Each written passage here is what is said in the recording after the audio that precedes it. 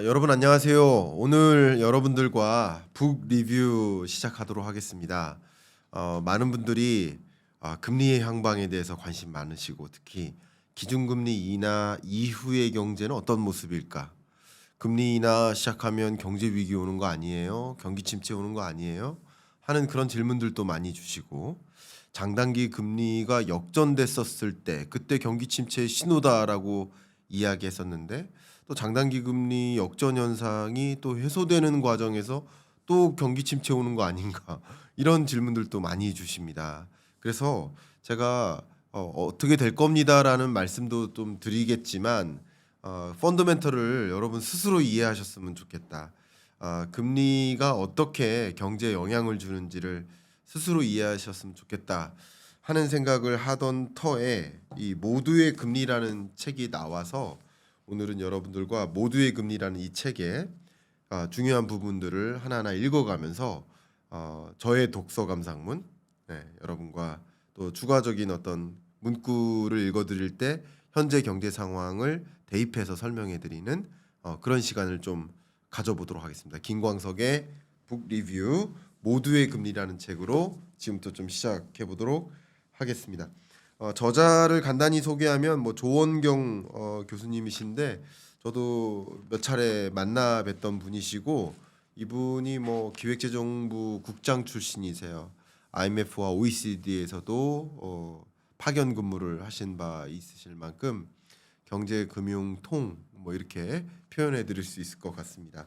자, 이 책에서 결국 정말 수많은 금리와 자산시장, 자본시장 간의 관계를 규명하고 그것이 실물 경제에 어떻게 연동되는지를 이야기하려고 좀 시도를 했습니다.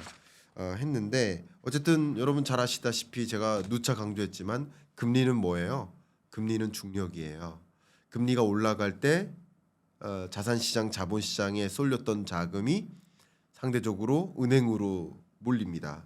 또 금리가 내려갈 때 은행으로 쏠렸던 그 자금이 또 시장으로 쏠립니다. 그러면서 자산 가치, 자본시장의 가치를 결정지어요. 물론 자본시장의 부문마다 주식이냐, 채권이냐, 혹은 뭐 비트코인이냐 이런 것들의 부문마다 선행성의 정도가 다르기 때문에 선제적으로 금리 인하를 앞에 두고 선제적으로 오르는 것도 있고 후행적으로 오르는 그런 자산시장, 자본시장도 있겠죠. 그런 것들을 관계를 규명하는 그런 시간이 됐으면 좋겠습니다. 그래서 일단 첫 번째로 제가 여러분들과 이야기를 주제로 나누고 싶은 그 내용은 이 책의 73페이지예요. 73페이지 일부를 잠깐 읽어드리고 가겠습니다. 단기 금리는 상환 기간이 1년 이내인 상품의 금리를 말한다. 중기채는 만기가 1년 초과 5년 미만, 장기채는 만기가 5년 이상으로 보기도 한다. 중요한 얘기가 나오죠. 장단기 금리 차는 장기 금리에서 단기 금리를 뺀 것이다. 예를 들어 10년간 돈을 빌리는 금리가 연 8%고 2년간 빌리는 금리가 연 6%라고 한다면 장단기 금리 차는 2%포인트가 된다.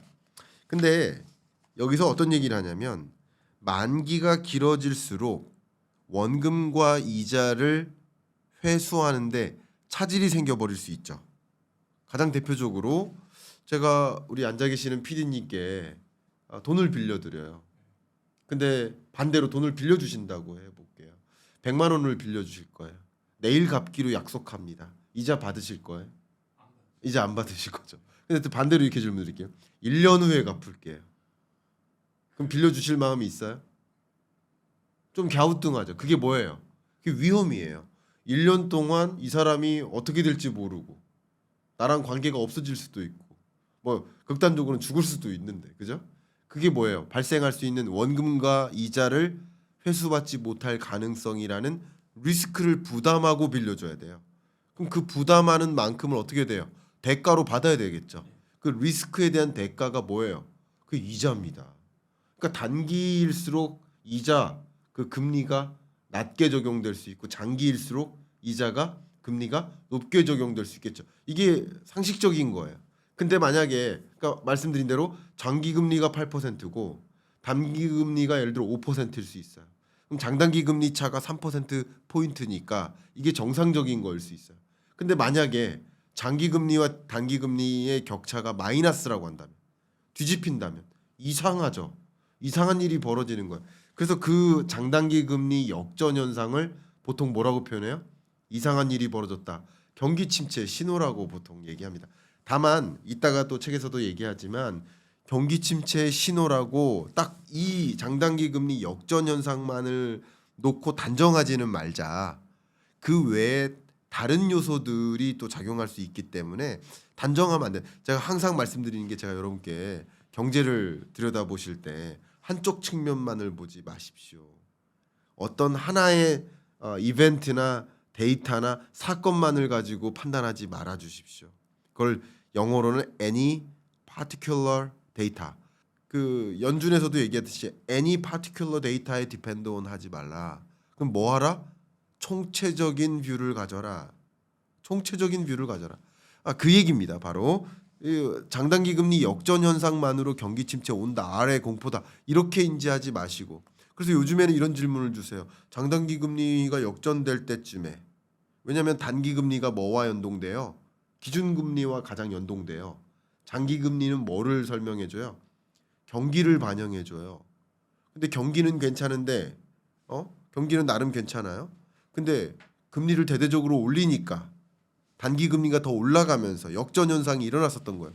그게 경기 침체의 신호일까? 근데 반대로 지금 같은 경우는 금리 인하를 모든 시장에서 예견하고 있었고, 그리고 예견된 금리 인하가 진행되고 있다 보니 사실 이 단기 금리가 더 먼저 떨어져요. 단기 금리가 떨어지는 이런 현상 속에서 장단기 금리 역전 현상이 이제 해소돼요. 해소되는 것을 맞이하는데 왜 또 경기 침체 신호라고 얘기하죠? 어떤 근거죠? 그리고 그 하나의 any particular 데이터에 의존하지 말라 라는 말씀을 드렸지만, 그거 하나만으로도 경기 침체 신호라고 보기도 어렵지만, 이제 장단기 금리가 역전됐던 게 그 이상했던 일이 해소되는 국면인데 왜 또 경기 침체 신호라고 하는 거죠? 경기 침체라고 단정 짓고 경기 침체의 근거가 될 만한 그런 모든 정보들을 수집해서 끌어다가 이야기하는 거 아닌가요? 그런 질문을 좀 한번 드려보고 싶습니다. 국채는 통상, 여기 책 읽어드릴게요. 파산 가능성이 없어서 무위험 자산으로 분류된다. 채권 시장의 균형을 생각하면 위험이 더 높은 채권에 대해 일종의 보상이 요구된다. 그러면서 우리 채권 투자를 하는 거예요. 근데 여기서 이야기하듯이, 뭐 제가 구체적인 설명 오늘 좀 삼가겠지만, 금리가 내려야 채권 투자의 매력이 커진다라는 그 챕터가 있고요. 이 부분에 대한 구체적인 설명은 제가 삼가하겠습니다. 그러나 여러분들이 이런 메커니즘을 이해하고 싶으시다면, 왜 금리가 떨어지면 채권 투자 매력이 올라가는 거지? 하는 그 메커니즘을 생각한다면, 생각하고자 하신다면 뭐 이런 책이 양서로서 도움이 될 수 있겠다라고 의견을 드리고, 간단하게만 말씀드리면 채권 금리가 떨어집니다. 금리가 떨어진다는 얘기는 가격과 반비례해요. 그 왜 반비례하는지는 제가 이 채널에서도 영상으로 설명해 드렸고 이 책에서도 설명이 나옵니다만, 반비례한다라는 것은 채권 가격이 금리가 높을 때 낮은 가격에서 나름 사서 나중에 금리가 낮아졌을 때, 채권 가격이 높아졌을 때 매도할 수 있는 거죠. 그러니까 채권 투자가 유리해지는 거라고 볼 수 있겠죠.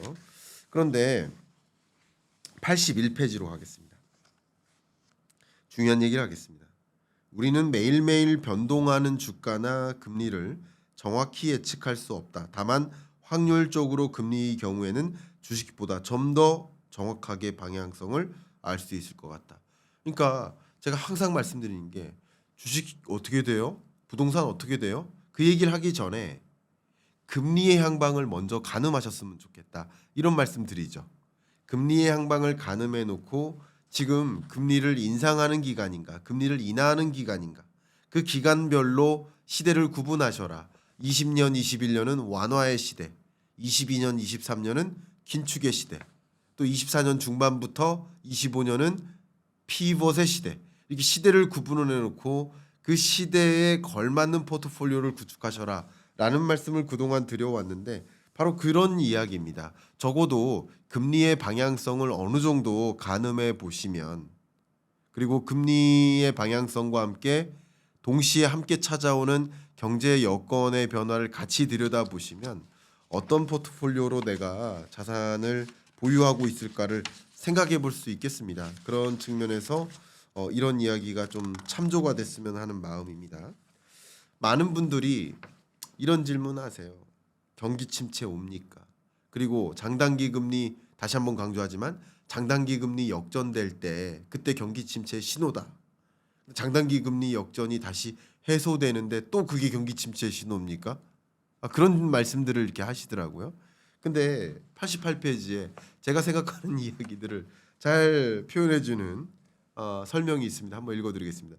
경기 침체는 여러 요인이 복합적으로 작용해 발생한다. 미국 국채 지수로 보면 장단기 금리 역전이 발생한 후 실제로 경기 침체가 발생한 경우가 많았다지 역전이 발생하면 항상 경기 침체가 온다가 아니 많았다요. 많았다. 이상한 일이 벌어졌으니까.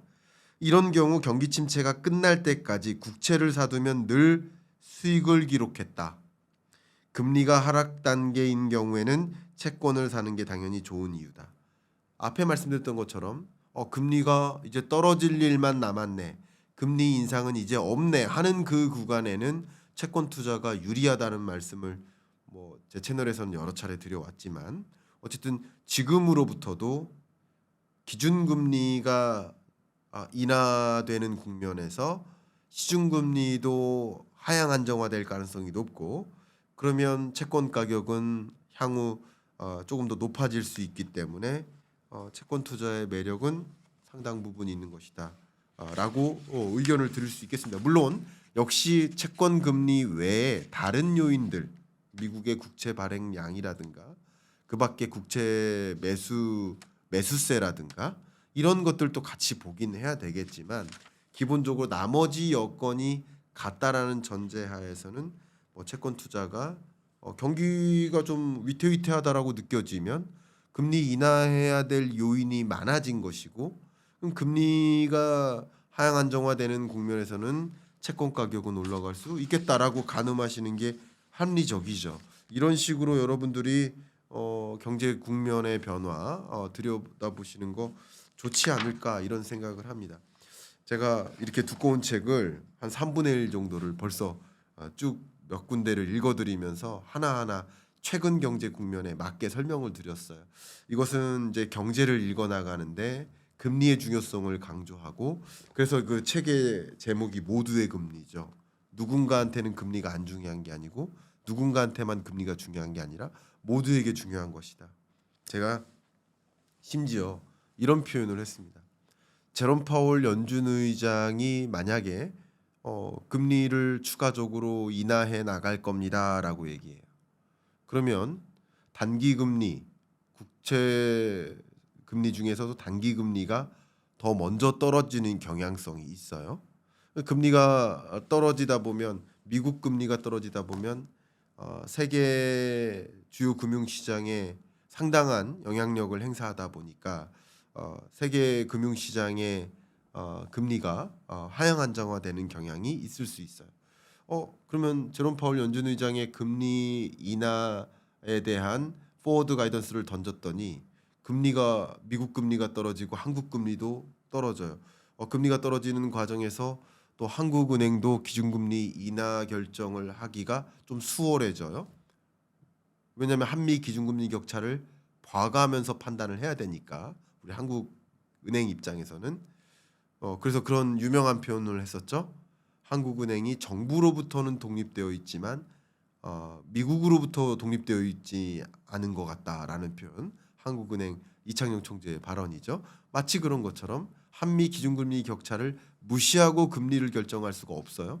그러니까 이런 것들을 생각해 보면 한국은행의 금리 인하가 야기돼요. 그러면 이 어린아이가 생각합니다. 우리 아빠가 원래 작년에도 1억 원만큼의 대출을 의존했었는데 매월 상환해야 될 이자가 100만 원이었었단 말이에요. 근데 금리가 떨어지면서 대출 규모가 변한 건 없는데 여전히 대출액은 1억인데 근데 이자 상환액이 예를 들어서 100만 원이 아니라 70만 원으로 떨어지는 거예요. 그만큼 소비 여력 30만 원이 생기고 상대적으로 아버지가 이것저것 통장에 월급 지킨 다음에 이자 빠져나가고 세금 빠져나가고 다 빠져나가고 나면 남는 건 하나도 없는 통장이었었는데 이제 30만 원의 소위 말하는 초과 소득이 생긴다라고 느끼는 거예요. 그러면 그만큼 어머니한테 그 돈이 가고 어머니는 장 볼 때 여유 있게 장을 보시고 오늘 저녁 반찬의 개수가 더 많아지는 것을 느끼고 그동안에 좀 비싸서 못 먹던 비싼 뭐 굴비나 뭐 그 LA 갈비 같은 것들도 몇 개 올라와요. 반찬 개수가 많아지고 내일 학교 갈 때 용돈 주신다고 했는데 용돈이 원래 500원이었는데 1,000원으로 용돈도 늘어요.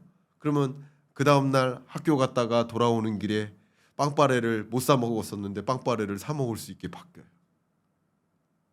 연준 의장의 금리 결정이 이 어린아이의 빵빠레 소비에도 영향을 준다라는 사실을 알아야 됩니다. 그게 경제 공부예요. 금리는 제가 여기 말씀드린 거 모두의 금리라는 이 제목이 저는 너무 마음에 들었어요. 금리는 중력이라고요. 결국 금리의 향방을 가늠하면서 경제를 읽어 나가셔야 된다. 그래서 제가 많은 분들께도 강의할 때도 많이 그렇습니다. 학생들한테도 그런 얘기 많이 해요. 경제 공부의 시작은 금리가 어떻게 될까요? 올해 말에 금리가 어떻게 될까요? 내년 금리가 어떻게 될까요? 금리가 어떻게 될까요? 라는 질문을 던지고 그 금리가 어떻게 될 거야라는 답을 찾아 나가는 과정이 경제 공부다라고까지 제가 말씀드렸거든요. 그런 관점에서 여러분들 이해해 주셨으면 좋겠고요. 많은 분들이 이 통화 정책의 메커니즘을 이해하지 못한 채 연준의 금리 결정을 놓고 오히려 경기 침체 공포나 뭐 이런 것을 느끼시는 경우가 있고 그래서 오히려 의사 결정에 실수하시는 경우들도 있다는 것을 제가 최근에 포착했어요. 8월 5일 블랙 먼데이 그리고 9월 9일 블랙 먼데이 1번 했었던 그때 제가 뭐라고 말씀드렸냐면 경기 침체가 아니다. 여러분들이 생각하는 그 경기 침체는 아니다. 마일드한 경기 침체는 맞아요. 제가 보기엔 마일드한 경기 침체 연착륙에는 도래할 것 같아요. 그러나 미국 경제를 놓고 과열된 과잉의 경기 침체 공포감 때문에 나타난 현상이고 일시적인 현상이고 그리고 9월 9일 날 월요일 날 주가가 조정된 상태에서 시작을 해서 이제 상당 그 낙폭을 회수하는 그리고 코스닥은 오히려 상승으로 마감하는 이런 모습들을 의견을 드렸었던 것은 그럴 것이라고 의견도 드리거나 그랬었던 그 배경이 과잉의 경기 침체 우려인 거예요. 그래서 경기 침체 아니네라는 것을 다시 알아나가는 과정에서 제자리를 찾아 나간다라는 거죠. 그러니까 그렇기 때문에 그 정확한 펀더멘털을 이해할 필요가 있는데 94페이지에 통화 정책의 메커니즘을 그림으로 설명합니다. 여러분 물가 안정을 위해서 금리 인상을 하는 거예요. 근데 물가가 결과적으로 안정이 돼요. 그러면 물가 안정된다는 얘기는 목표 물가 2%에 준하게 되니까 이제 다음 목표를 실현하기 위해서 금리를 인하해 나가는 거예요. 경제 위기가 와서 경기 침체 강한 견디기 어려울 만큼의 경기 침체가 와서 그래서 성급하게 금리 인하하는 것이 아니라 물가 안정 목표를 위해서 금리 인상을 했다가 물가 안정 목표를 실현했으니 다음 목표를 위해서 금리를 정상화하는 여정이다라는 것이죠. 그런 통화 정책의 메커니즘으로서 금리의 결정을 여러분이 스스로 이해하신다면 여러분이 스스로 파월이 되셔라. 여러분이 스스로 한국은행 총재가 되셔라. 스스로 금리를 결정한다라는 입장에서 생각을 해보셔라. 라는 말씀을 항상 드렸어요. 그래서 여러분들이 그런 흐름을 쭉 알고 가신다면 아마도 제가 일관되게 계속 말씀드리는 물결과 물장구를 구분할 수 있지 않을까. 제 25년 경제전망서에도 그 문장을 남겼는데 물결을 아셔야 됩니다. 거스를 수 없는 거대한 파도와 어떤 어린 친구들이 개울가에서 막 물놀이 하면서 물장구 치다가 그 물이 나한테 튄 것과는 전혀 다른 건데, 그러면 그 거대한 물결을 이해하고 있다면 어린아이들이 물놀이 하다가 물장구가 저한테 튀었을 때 그걸 가지고 놀랄 일은 없거든요. 이해가시죠? 그래서 통화정책의 메커니즘을 이해하시는데 오늘 이야기가 좀 도움이 됐으면 좋겠다 하는 생각이 듭니다. 그래서 여러분이 꼭 아셨으면 하는 그 주제가 통화정책의 메커니즘입니다. 중앙은행은 어떻게 금리를 결정하나, 바로 그겁니다. 그 챕터에 있는 얘기 118페이지를 제가 먼저 읽어드리면서 시작하도록 하겠습니다. 중앙은행은 금융기관과 거래할 때 사용하는 기준금리를 정책적으로 조정한다. 장단기 시장금리, 은행예금과 대출금리의 변동을 유도한다. 그 결과로 경기나 물가와 같은 거시경제 지표를 바람직한 상태로 유지하고자 한다. 이게 굉장히 중요한 문장입니다. 말씀드릴게요. 어쨌든 기준금리는 뭐예요? 쉽게 말씀드릴게요. 중앙은행이 시중은행들한테 돈을 빌려줄 때 적용하는 금리예요.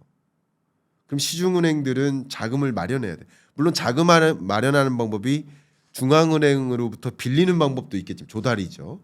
돈을 조달받을 수도 있겠지만 또 한 가지 방법은 저축을 받을 수도 있어요.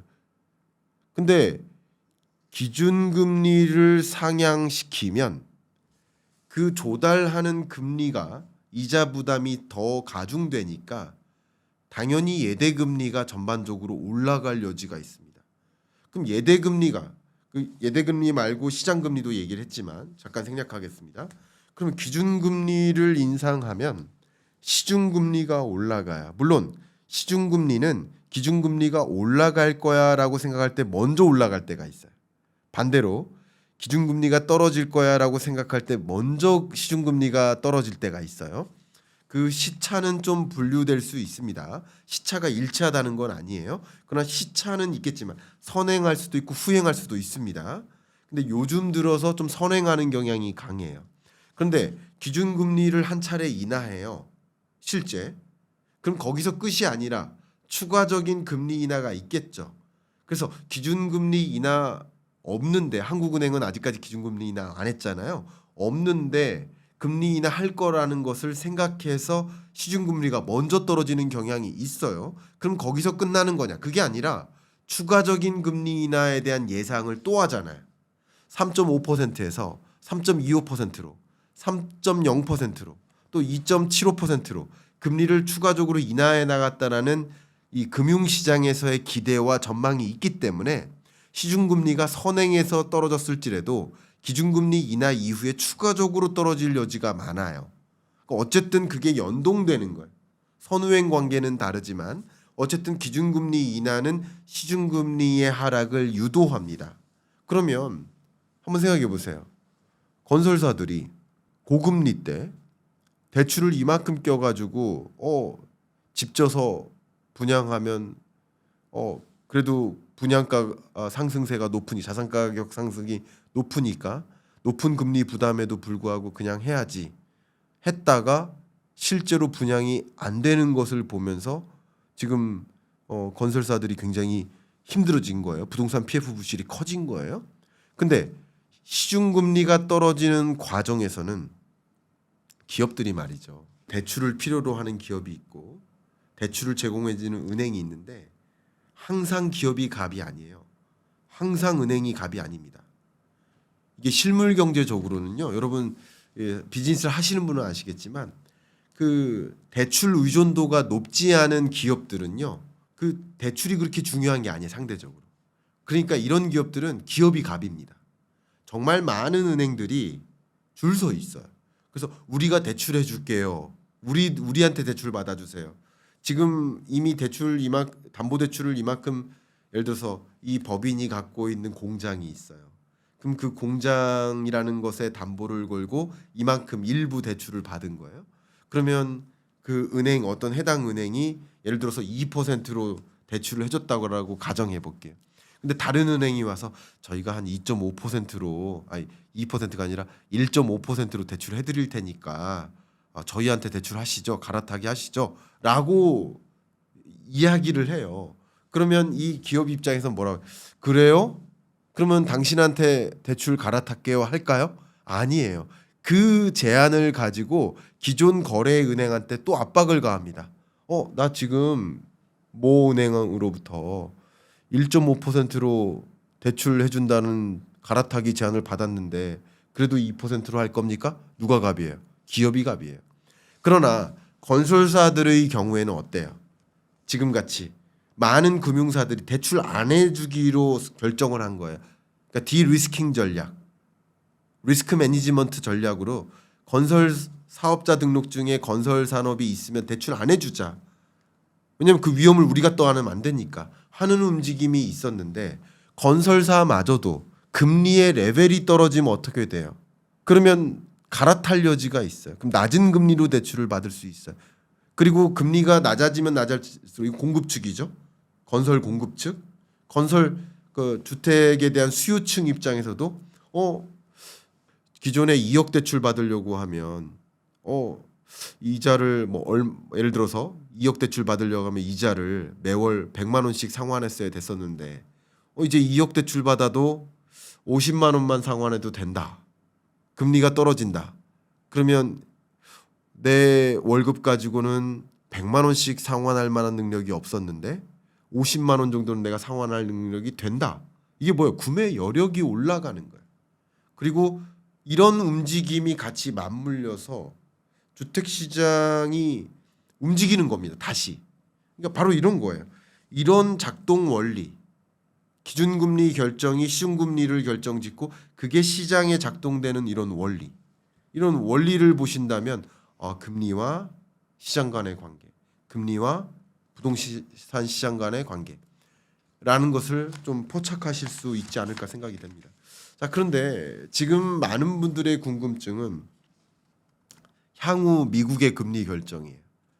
이 책에도 이렇게 나와 있는데 우리나라 한국은행 금통위 이 통화정책 방향 결정회의에서 금리를 결정하는 위원들이 몇 명이에요? 위원들이 7명입니다. 한국은행 총재 그리고 나머지 위원들 6분. 7명이 쉽게 말하면 다수결로 결정을 해요. 근데 미국은요. FOMC 회의에 참석하는 금리를 결정짓는 그 점도표를 같이 찍는 그 멤버들이 19명입니다. 19명. 그러니까 연준 이사들도 있고 지역은행 총재들까지 해서 점도표 상에서 19명의 위원이 특정 시기까지 적정금리가 어느 수준이다라고 점을 찍는 거예요. 그럼 이 점도표를 보면 우리는 향후 금리에 대한 판단을 할 수 있겠죠. 그 금리의 향방을 계속 가늠하는 거예요. 물론 경제 여건이 뒤바뀌면 생각보다 경제가 안 좋대라고 한다면 그 점도표상에서 금리가 더 낮게 찍혀 있을 가능성이 있고 그 왜 그런지는 조금 이따 말씀드리겠습니다. 테일러 준칙을 가지고 적정 금리를 추정하는 거 그거 굉장히 중요하죠. 아마 여러분들이 제가 실물 경제적으로 말씀을 많이 드리면서 이론적으로 그것을 왜 그렇게 해석하는지를 말씀을 드려왔는데 오늘은 이 모두의 금리라는 책을 통해서 그 메커니즘을 좀 더 다가갈 수 있는 과정이 될 수 있어서 제가 참 전달하고 싶은 그 내용을 전달할 수 있어서 너무 좋습니다. 근데 이 부분도 한번 생각해 볼게요. 19명의 위원으로 구성이 된다. 미국에 정말 많은 주들로 구성되어 있고 물론 그 많은 주에 있는 연방준비은행 총재들이 다 위원은 아닙니다. 일부의 일부. 근데 이 위원들이 돌아가면서 이렇게 위원으로 배치가 되죠. 근데 이 연방준비은행의 총재급들이 고루 참여하는 FOMC 회의 다수결로 금리를 결정한다라는 것은 역시 중요한 게 이 얘기 다시 하겠습니다. Any particular point 어떤 특정한 지점만 보고 금리를 결정하는 게 아님을 설명해 줍니다. 어떤 예를 들어 뉴욕주 같은 경우는 금리를 한없이 인하해야 된다. 우리 금리 인하는 못 견딘다라고 생각하는 지역도 있을 수 있어요. 어떤 지역은 야 우리 아틀란타 같은 경우는 집값이 너무 급등해서 지금 금리 더 올려야 돼. 이렇게 보는 지역도 있을 수 있어요. 가장 대표적 아틀란타 같은 경우. 지역마다 달라요. 어떤 지역은 물가가 너무나 견딜 수 없이 힘들어서 금리를 지금 더 인상해야 되는데 왜 인하하냐라는 입장이 있을 수 있어요. 그러니까 여러 위원들이 보고 있는, 그러니까 다 보지만 그 중에서 유독 더 면밀히 보는 것이 자기 지역일 거 아니에요. 그러니까 그 지역을 대표하는 금리를 선정해야 된다는 것을 각자 피력하고 혹은 정말 치열하게 토론하고 그래서 적정 금리는 이 정도이다라고 결정하는 과정에서 저는 개인적으로, 이건 개인적인 생각입니다. 어떻게 정치가 가미될 수 있을까?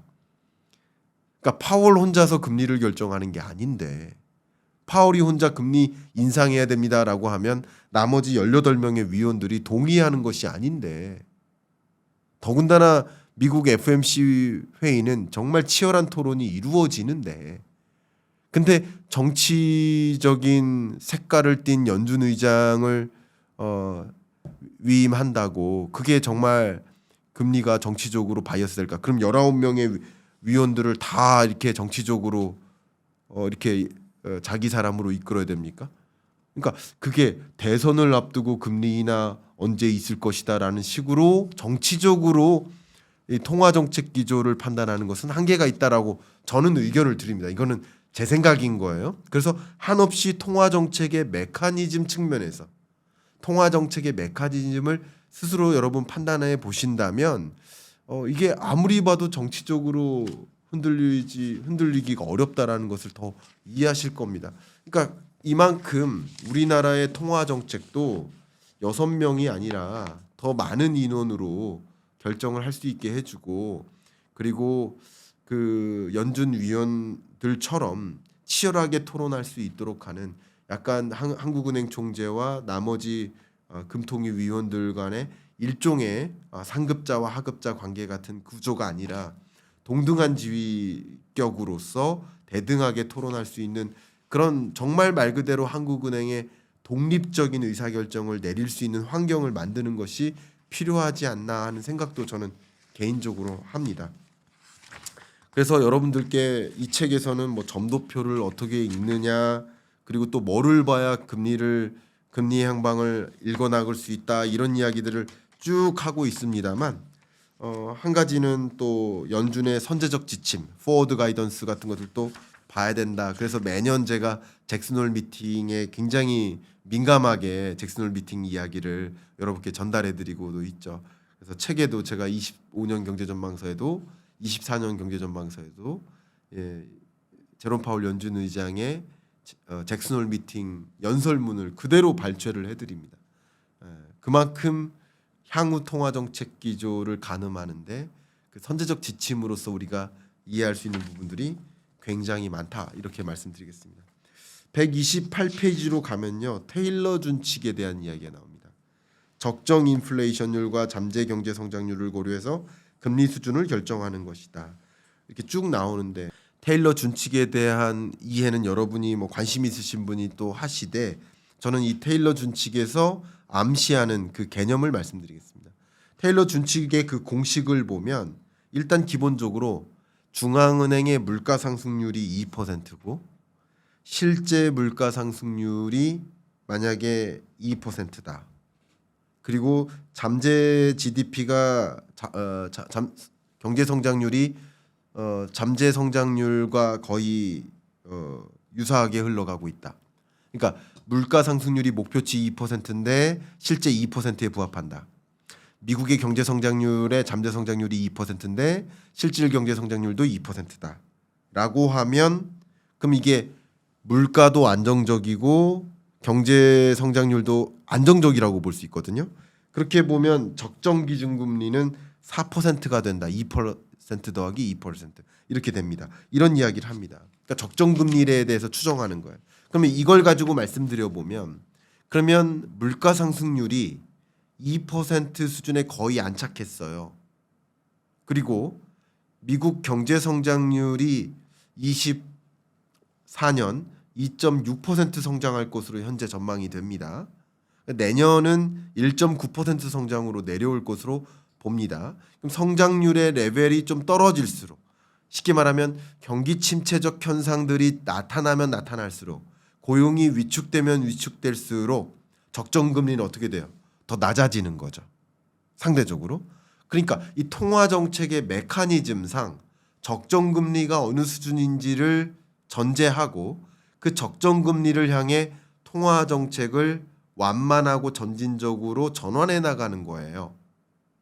경기 침체나 경제 위기 같은 미국 연준은행이 생각하지 못했던 그 이상의 경제적 충격이 발생하지 않는 한 점진적이고 완만하게 통화 정책 기조를 전환해 나가는 거예요. 그러니까 빅컷하고 대대적인 금리 인하고 하는 것은 통상적인 통화 정책의 메커니즘에 어울리지 않습니다.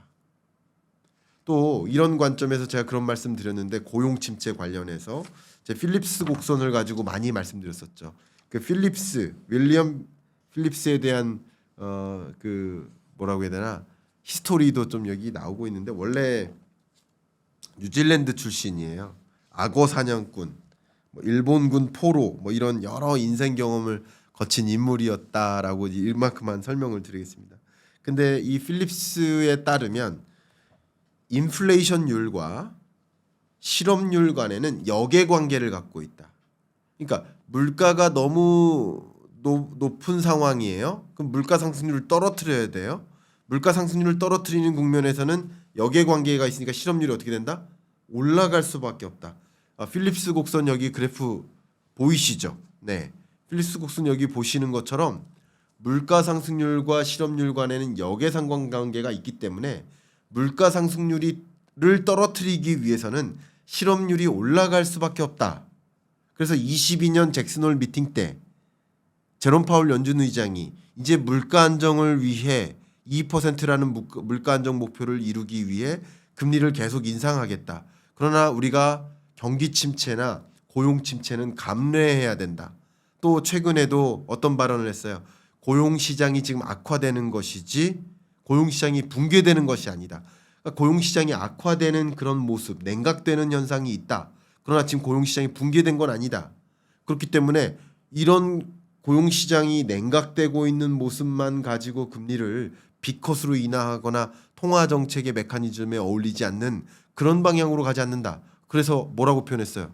고용 시장이 지금 냉각되고 있는 모습이 고용 시장이 정상화되고 있는 것이다라고까지 표현한 거죠. 그러니까 이 통화 정책의 메커니즘상 물가 상승률, 인플레이션율과 실업률이 역의 관계가 있다라는 것을 머릿속에 두신다면, 필립스 곡선을 머리에 두신다면 오히려 통화 정책의 기조적 변화가 왜 이렇게 전개되는지를 충분히 이해하실 수 있을 거라고 생각이 됩니다. 특히 이 부분 읽어드리겠습니다. 144페이지인데요. 장단기 금리 역전과 경기 침체 간의 인과관계가 명확히 밝혀지지 않았다는 점을 기억해야 한다. 서두에 제가 말씀드렸던 거죠. 장단기 기준금리가 역전되면 무조건 경기 침체 오는 게 아니에요. 경기 침체 올 개연성은 높거나 경기 침체 왔었을 때가 많아요. 역전됐었을 때마다. 그러나 금리 역전은 주요 금융시장 및 경제지표 중에서 경기 침체에 대한 예측력이 가장 정확한 지표 중 하나로 알려져 있는 것이지 이게 절대적인 지표는 아니다. 장단기 금리 역전은 경기 침체 이외에 단기 채권과 장기 채권의 수급, 안전자산 선호 심리 등에 따라서도 발생할 수 있다. 그러니까 경기 침체 여부 외에 다른 요소들에 의해서도 장단기 금리가 역전되거나 역전된 게 다시 제자리로 돌아가는 지금과 같은 그런 일이 언제든지 다른 요소에 의해 벌어질 수도 있으니까 이게 그냥 막연하게 경기 침체의 신호다. 샴의 법칙상에서 샴 룰에 따르면 지금 0.5% 포인트를 초과했네. 그럼 경기 침체네. 그렇게 하나의 any particular 포인트에 민감하게 반응해서 경기 침체라고 이렇게 진단 내리는 그런 판단은 좀 어렵겠다. 여러 각도로, 여러 다방면으로 총체적으로 토털리티라는 표현을 썼죠. 총체적인 접근으로 경기 침체 여부를 진단하시는 것이 좋지 않을까 이렇게 의견을 드리겠습니다. 자, 이렇게 책에서 전달하는 메시지들이 굉장히 많고요. 기본적으로 여러분들이 금리의 향방을 가늠하고 통화 정책의 메커니즘이 어떻고 그게 또 시장에는 어떤 영향을 미칠지를 이해하는데 참 도움이 되시리라 생각이 되는데, 이제 제가 여러분께 드리고자 하는 얘기는 정말 여러분들이 많이 궁금해하시는 금리 인하 이후의 부동산 시장은요. 금리 인하와 금리와 부동산 시장은 어떤 관계 하에 있습니까? 이 질문에 대해서 답변 드리고자 합니다. 제가 그동안 이 책을 소개해드리기 전에 여러 차례 말씀드렸었던 것이, 거시경제적으로 정말 수많은 변수들이 톱니바퀴처럼 연결되어 있다. 물가라는 톱니바퀴, 금리라는 톱니바퀴, 또 경기라는 톱니바퀴, 실업률과 같은 고용이라는 톱니바퀴가 다 연결되어 있다. 그리고 이런 실물 경제적 변수들과 부동산 시장이라는 톱니바퀴, 주식 시장이라는 톱니바퀴, 채권 시장이라는 톱니바퀴, 비트코인이라는 톱니바퀴가 다 연결되어 있다. 근데 그 모든 톱니바퀴를 이렇게 굴려나가는 것 하나가, 그 원동력이 어디서부터 시작될까? 물론 이 톱니바퀴가 이쪽이 돌면 이쪽도 움직이겠죠. 근데 이쪽이 돌아도 이쪽이 움직입니다.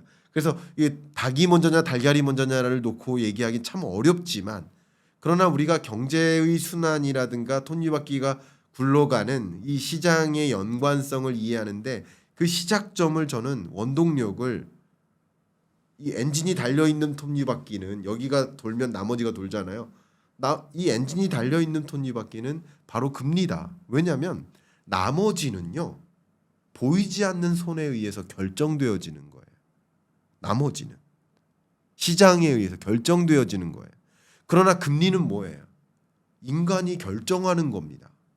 그러니까 이 많은 톱니바퀴, 자동차 4바퀴가 있잖아요. 4바퀴가 있는데 4바퀴 중에 한 바퀴라도 굴러가면 나머지 바퀴도 굴러가는 거예요. 그죠? 그러나 모든 바퀴에 엔진이 작동되는 게 아니에요. 그 바퀴 중에 하나의 바퀴를 굴리는 힘이 작동돼도 나머지 바퀴는 굴러가잖아요. 그 힘이 작동되는 바퀴가 뭘까? 그게 금리라는 거죠. 앞에서 계속 설명드렸다. 중앙은행의 기준금리 결정이 시중금리에 영향을 주고 그게 여러 톱니바퀴를 굴러놓는 경제가 운영되는 현상이다. 그런 관점에서 이 책의 제목도 모두의 금리잖아요. 그만큼 경제 주체라는 관점에서도 금리와 뗄래야 뗄 수 없는 관계에 있지만, 여러 거시경제적인 변수들도, 모든 변수들도 금리와 연동돼서 움직인다. 중력처럼 말이죠. 그래서 우리가 이해를 해야 될 것 같고, 그 수많은 톱니바퀴 중에 하나가 바로 부동산 시장이다라고 생각을 합니다. 긴 시간 제 이야기를 들어주셔서 감사한데, 저는 지금 북 리뷰를 하고 있는 중입니다. 북 리뷰를 통해서 금리와 시장 간의 관계를 규명하고 통화 정책의 메커니즘을 이해할 수 있는 시간이 될 수 있도록 좀 읽어드리는 중입니다. 그래서 321페이지를 좀 읽어드리도록 하겠습니다. 가파르게 오르면 집값의 악재가 될 것이라는 분석이 쏟아진다. 과연 그럴까? 재밌는 얘기가 있어요. 그러니까 금리가 가파르게 오르면, 재밌는 일이 있었는데, 금리가 오르면 집값은 무조건 떨어지. 그건 또 아니에요. 그것도 아니다라는 얘기가 나옵니다. 반드시 그런 건 아니에요. 왜? 미국 시장을 예를 듭니다. 주택 구입자 대다수는 저금리 시기에 고정금리로 대출을 받았다. 우리나라랑 다르죠. 우리나라는 저금리 시기에 87.5%가 변동금리로 대출을 받았어요.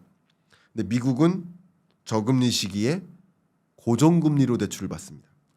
연준의 금리 인상은 그들에겐 남의 일이다. 앞으로 금리 5.5%까지 올라가는 동안 주택을 구입했었던, 저금리로 대출 받았었던 그 대출자들은 금리 올라가는 것에 따른 부담이 커지지 않아요. 그러니까 집을 적극적으로 매도할 필요가 없어요. 그런 관점에서는 집값이 떨어질 이유도 없는 거라고 설명을 합니다. 기준금리 3%일 때 고정금리로 대출을 받았고 0%일 때 더 낮은 금리로 갈아타기도 했다. 이런 집주인에게 기존 대출의 낮은 금리는 매우 소중하다. 이 고정금리를 지키려고 이사를 회피하자 기존 주택의 공급이 줄었다. 공급이 오히려 주는 거예요. 금리가 올라가는 과정에서 다른 집으로 이사를 꺼리는 거예요. 공급이 주는 거예요. 낮은 고정금리로 주택을 마련한 이들은 드물게 승자의 축복에 휩싸인 셈이다. 그러니까 금리는 계속 변동하니까 낮은 금리일 때 고정금리로 대출받는 이 의사결정은 굉장히 중요할 수 있죠. 여러분에게도. 그러니까 금리가 앞으로 어떻게 될까요?라는 질문을 던진 채 대출의 유형을 고정금리냐 변동금리냐를 결정해야 되는데 우리나라 굉장히 재밌습니다. 여러분 한번 생각해 보세요. 고정금리와 변동금리. 제가 PD님께 질문 드릴게요. 제가 은행이에요. 그 PD님이 대출자라고 해볼게요. 앞으로 금리가 어떻게 될지 몰라요. 은행 입장에서 그 부담을 짊어지고 싶을까요? 아니에요. 그 부담을 짊어지고 싶지 않기 때문에 제가 우리 대출자에게 대출을 해준다 하더라도 금리가 어떻게 될지 몰라요. 평상시에는 어떨지 모르니까 변동금리에 대한 변동금리로 대출해 줄 수도 있고 고정금리로 대출해 줄 수도 있는데 통상적으로 변동금리로 대출을 해주기를 선호하겠죠. 은행 입장에서. 왜? 그 위험을 내가 감내하고 싶지 않은 거예요. 그러니까 통상적으로는 변동금리가 더 싼 거예요. 통상적으로. 근데 반대로 앞으로 금리가 올라갈 일만 남았다라고 확신해요. 그러면 변동금리로 대출을 해주고 싶을까요? 아니에요. 고정금리로 대출을 받고 싶으시겠죠. 앞으로 금리가 올라가고 일만 남았다. 그럼 대출자 입장에서는 고정금리로 대출 받고 싶을 거예요. 그러나 은행 입장에서 어떨까요? 아니죠. 은행에서는 고정금리로는 절대 대출해 줄 수가 없어요. 그러니까 뭐예요? 변동금리 대출을 더 싸게 잡아요. 시작금리가 싸요. 그럼 시작금리가 싸니까 시작금리 싼 걸 선택하는 거예요. 앞으로 금리가 어떻게 될지 모르는 사람, 앞으로 금리가 어떻게 될지에 대한 관심이 없는 사람들이 87.5%가 2020년, 21년 그 낮은 금리, 우리나라 역사 이래 그렇게 낮은 금리가 없었고 그런 금리는 역사상 다시 돌아오지 않을 것 같은 그런 금리인데도 불구하고 87.5%가 변동금리로 대출을 받습니다. 금리가 올라갈 일만 남았는데. 근데 미국은 어땠다고 했어요? 고정금리로 대출받았다고 했어요. 그러니까 결국은 영향이 다른 거예요. 한 가지. 반대로 기준금리 기준으로 3.5% 정점을 찍었고 금리를 이제 중앙은행은 인하할 일만 남았다. 인상하기는 어렵다고 보면 인하할 일만 남았다라고 본다면 대출자 입장에서는 고정금리가 매력적이에요. 변동금리가 매력적이에요. 그렇죠. 대출자 입장에서는 변동금리가 당연히 매력적이에요. 근데 우리 은행 입장에서는 제가 은행이라고 해볼게요. 제가 변동금리로 대출을 해드리고 싶을까요? 아니에요. 그래서 고정금리를 더 싸게 합니다. 그러면 시작금리가 뭐가 더 싼 거예요? 고정금리가 더 싸요. 근데 그것만 알고 고정금리가 더 싸네 하면서 또 역시 한 80% 90%가 고정금리로 대출을 받습니다.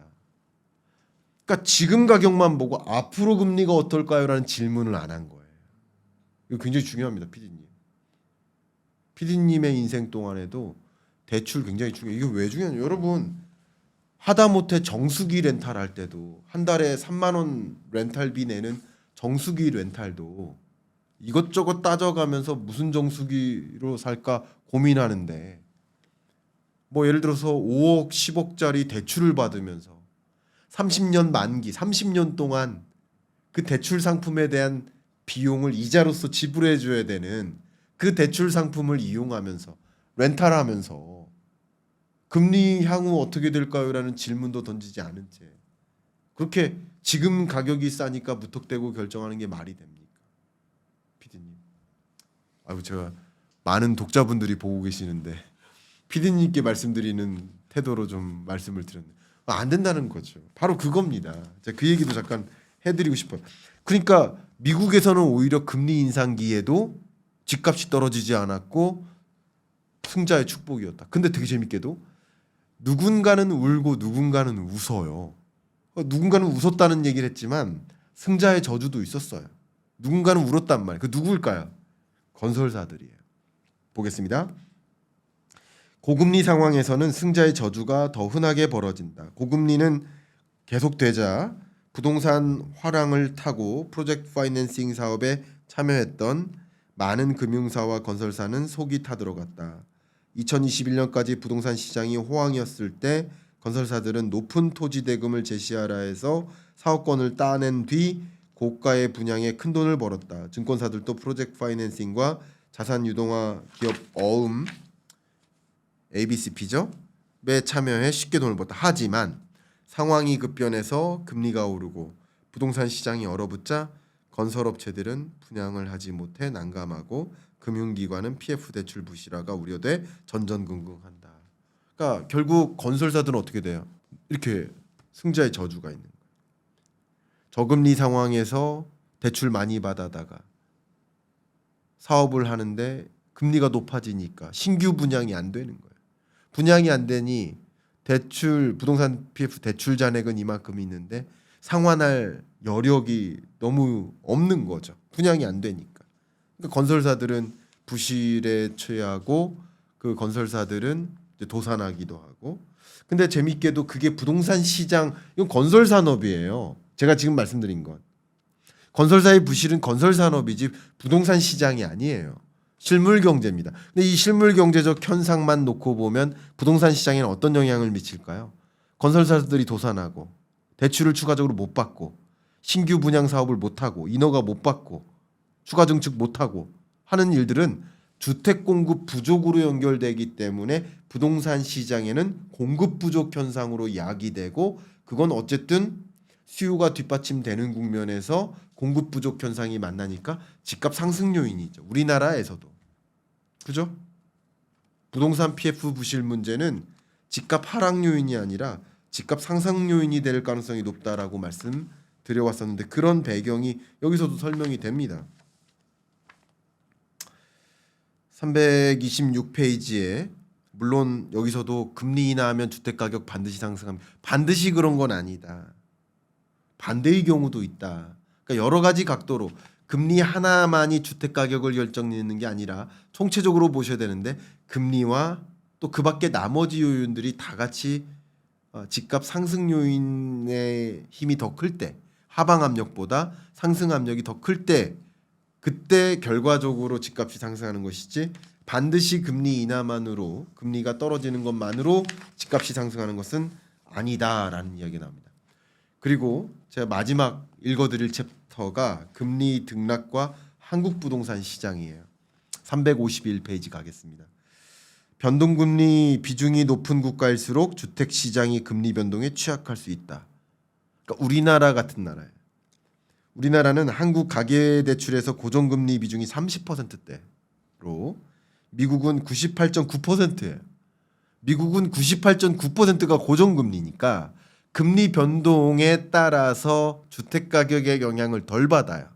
근데 우리나라는 고정금리가 30%니까 70%가 변동금리니까 금리 변동에 따라 주택 가격의 영향을 더 지대하게 받는 구조화에 놓여 있다라는 이야기가 여기 나오고요. 그래서 금리 인상 인하 여부에 따라서 상당한 영향을 서로 주고받는다라는 이야기를 합니다. 또 우리나라의 이 시장이 그 어떤 시장보다 워낙 그 전체 자산 규모에서 부동산 시장이 차지하는 비중이 또 높기 때문에 또 역시 금리의 상승 하락에 따라서 더 민감하게 자산 시장의 움직임이 있을 수 있다.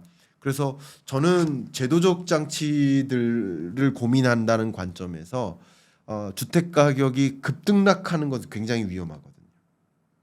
그러면 안정적으로 상승하거나 안정적으로 하락하게 만드는 게 거시경제적으로는 더 유리하다고 봅니다. 그래서 우리나라의 금융 정책이 조금 더 고정금리 대출 규모를 확대해 나가는 변동금리 대출에 대한 의존도를 줄여나가는 그런 어떤 주택 안정화, 주거 안정 정책이잖아요. 국토교통부의 목표가 국토교통부의 목적은 주거 안정이에요.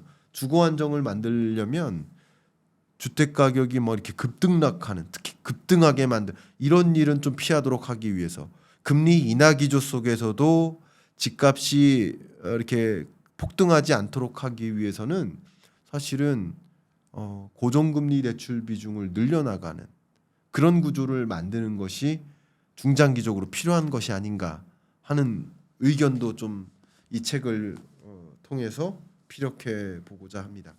제가 긴 시간 모두의 금리 이 책을 가지고 통화 정책의 메커니즘을 좀 이해하고 금리와 자산 시장 간의 관계를 이해하고 통화 정책은 어떻게 결정되어지는지 그리고 그게 금리 인하, 금리 인상 이런 것이 경기 침체와 어떤 연동성이 있는지 설명을 좀 드려왔습니다.